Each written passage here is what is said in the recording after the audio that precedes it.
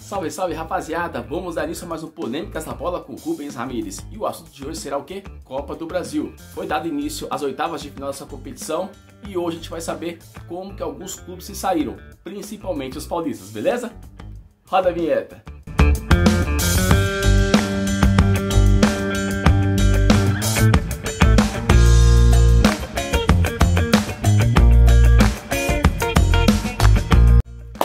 Bora então, meus amigos, começar a falar de futebol e Copa do Brasil? Antes de mais nada, não se esqueça de se inscrever nos nossos canais Polêmicas da Bola 77 no YouTube, Facebook e Instagram. Ative o sininho, deixe o seu like e compartilhe esse vídeo com seus amigos para que a resenha continue rolando solta. Bem, o assunto hoje, como eu disse, é Copa do Brasil. Então a gente vai falar primeiramente do Santos. O Santos estreou nessa fase também, certo? Pegou o Cianorte fora de casa e se deu bem. Aplicou um 2-0, jogou bem, sem grandes sustos e encaminhou sua classificação para a próxima fase, aonde todos os clubes vão começar a enfrentar times um pouco mais difíceis. O Santos não teve grandes trabalhos e precisa se reforçar para galgar algo melhor nesse ano aqui. Tomou já um susto na estreia do Brasileirão, perdendo de 3 a Bahia, então é um resultado que fortalece, que dá um pouco mais de ânimo e confiança para o elenco do Santos. Bem, vamos falar agora do São Paulo. O São Paulo foi um outro paulista também que estreou nas oitavas da Copa do Brasil. Jogou com time reserva, é claro, mas olha, assim, tem jogos que pela camisa, pelo peso da camisa, tanto de Corinthians, Santos, São Paulo, Palmeiras, outros clubes grandes de outros estados, a gente tem que saber, todo mundo pode perder, mas tem alguns confrontos que são inimagináveis que o seu time, que o seu clube, que o nosso clube venha a perder. E o São Paulo, né, já teve algumas experiências com algumas eliminações para times que não se pensava que poderia eliminar o clube como o São Paulo, como foi Penapolense, como foi Mirassol, e não foi eliminado ainda, tá? Mas ele perdeu por 4 de julho de Piripiri. Eu não sei qual que foi, né, mais vergonhoso. Acho que do Palmeiras ainda foi mais vergonhoso porque foi pro Asa de Arapiraca. Então, eu não me lembro que série que o Asa de Arapiraca estava na época. Não sei se era C ou D do campeonato dele. Eu sei que o 4 de julho de Piripiri está na série D. Na série D. E só não digo que foi pior que o do Palmeiras, que o Palmeiras não só perdeu, como foi desclassificado para o Asa de Arapiraca.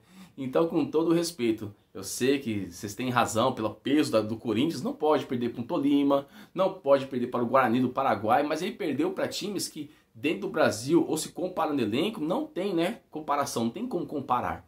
Mas são times que estavam disputando a Libertadores, então dentro do país deles, né, estavam numa boa fase. Não pode se comparar com o time brasileiro, tudo bem. Cada um vai ter uma perspectiva de uma análise, eu também concordo com isso, não poderia ter perdido. Mas eu não acho um vexame tão grande como você perder para um time da Série D do seu país, né? Mas o fato é que o São Paulo tem todas as chances, né? Perfeitas condições de jogar no Morumbi e reverter esse placar. Mas que foi feio, foi feio. Tem jogos que não pode se perder assim não. Bom, vamos lá. O Palmeiras não jogou, certo? Mas o Red Bull jogou. E o Red Bull, ele teve um confronto, um dos mais difíceis dessa fase, que foi contra o Fluminense. E foi derrotado. Foi derrotado para o bom time, né, do Roger Machado. Perdeu por 2-0. O Fred está numa fase esplêndida, né? Mesmo com 37 anos está jogando bem. Muitos já questionaram e acharam que o Fred deveria ter se aposentado. Mas dentro do Fluminense, até aquele cara, né? Aquele jogador que se identifica com uma camisa, com um clube. E esse é o caso do Fred junto ao Fluminense. Está jogando bem, ganhou e eu acho que dificilmente o Red Bull Bragantino vai conseguir reverter essa situação. Creio que não passa para a próxima fase.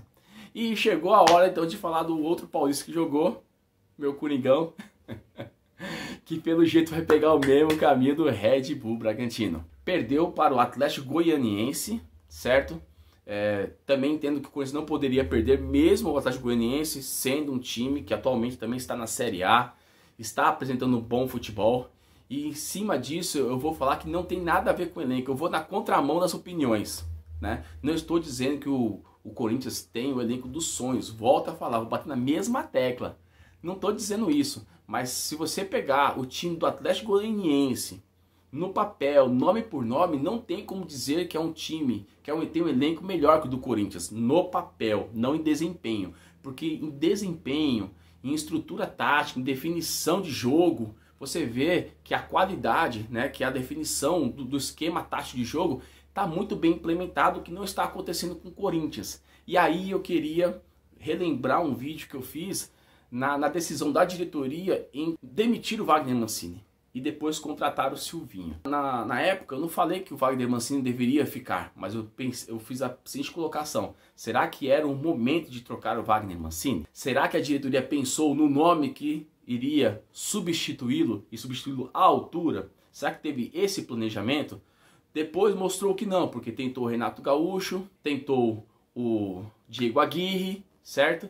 Para depois tentar o Silvinho. Eu entendi a aposta do Corinthians no Silvinho, por ter sido uma cria do terrão, por ter feito sucesso com a camisa do Corinthians, por ter passado por comissões técnicas vencedoras, como do Tite, como do Mano Menezes, por ter feito parte da comissão técnica da seleção brasileira. Então isso o gabaritou, assim como foi feito com o Fábio Carille. E eu disse na época que a grande diferença de Fábio Carille e Silvinho é porque o Fábio Carille não se distanciou do clube. E a grande dúvida é que o Silvinho se mantinha afastado do Corinthians há muito tempo. Não sabia mais como estava o cenário do Corinthians, não sabia como estava o elenco do Corinthians. E o que faltou para ele quando chegou, mas mesmo assim poderia ser vencedor, ele ainda pode ser vencedor. Mas o que faltou na minha visão, na minha concepção, vendo as entrevistas do Silvinho, foi um pouco de humildade. Ele veio falando da sua definição, da sua expertise, certo? No sistema 4-4-2 com a linha de 4 jogadores na defesa. E ele não teve a humildade que, vou fazer um comparativo, que o Abel Ferreira teve no Palmeiras. O Abel Ferreira veio, pegou o início de trabalho do Cebolinha na frente do Palmeiras, onde o Cebolinha sim conseguiu dar um outro tipo de padrão, definição tática para o Palmeiras. O Palmeiras começou a se apresentar bem, ganhar seus jogos com propriedade, algumas goleadas. E o Abel Ferreira, a princípio, teve a humildade de pegar a frente do comando e manter o mesmo sistema tático e dar continuidade ao trabalho que o Cebolinha iniciou. Depois ele colocou a sua cara, né, desenhando o time taticamente de acordo com o que ele queria. Mas para início de trabalho, para deixar estabilizar, eu acho que o Silvinho deveria ter feito a mesma coisa. Tendo em vista que, é claro, volto a dizer, pegou times fracos também na Sul-Americana, jogos que não valiam nada. Mas não estou falando do resultado, estou falando do padrão de jogo, certo? Que o Fernando Lázaro conseguiu colocar. Então, assim, eu acho que quando ele chegou, ele deveria primeiramente ter a humildade. Quer trocar o sistema? Troque aos poucos. E em segundo lugar, uma lição que o Fábio Carille também deixou, pelo menos eu tive essa percepção. O Corinthians tem que ser arrumado de trás para frente, certo?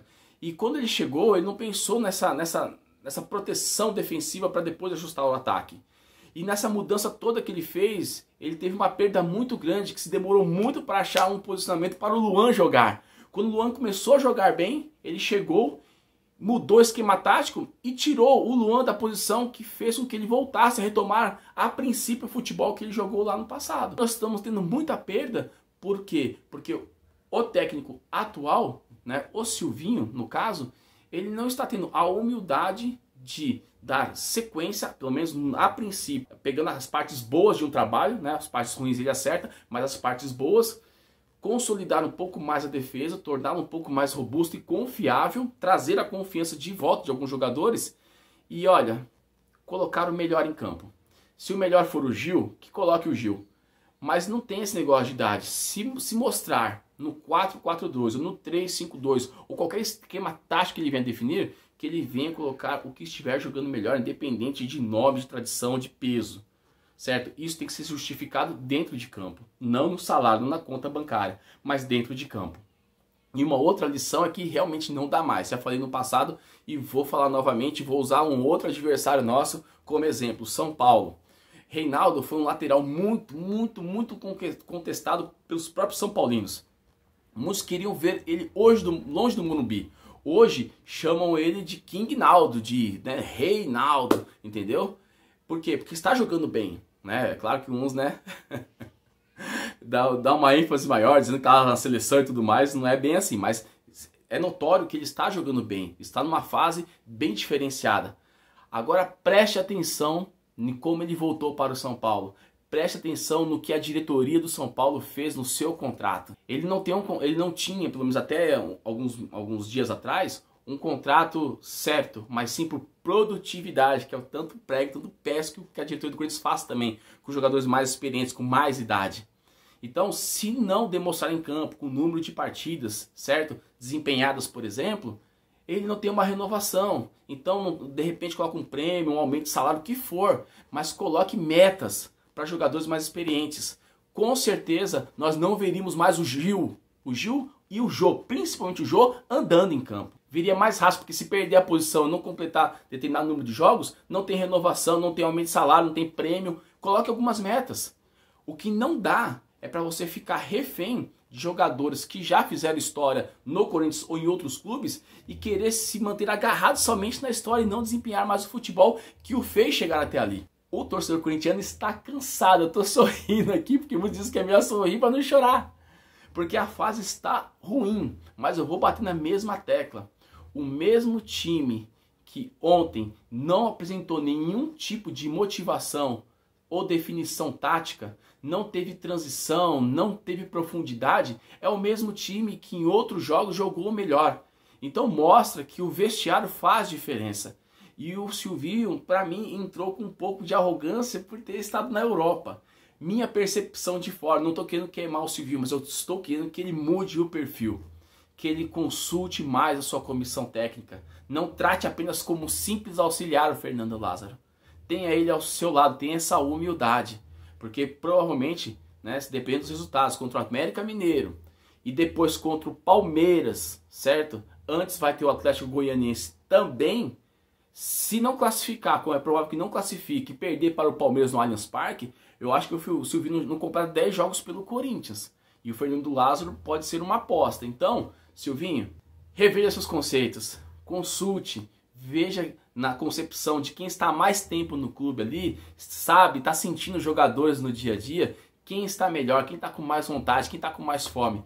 Consulte, tenha essa humildade e se desapegue, pelo menos momentaneamente, das suas convicções do 4-4-2, se isso não for levar o Corinthians, que está acima de tudo, para frente, certo? Tenha essa humildade para que você tenha uma carreira um pouco mais longa no comando do Corinthians e como técnico de futebol.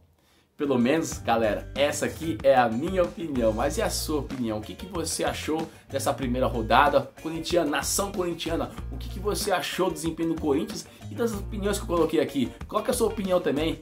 Comente esse vídeo, compartilhe com seus amigos e vamos fazer com que essa resenha continue rolando solta, beleza? Por hoje é só.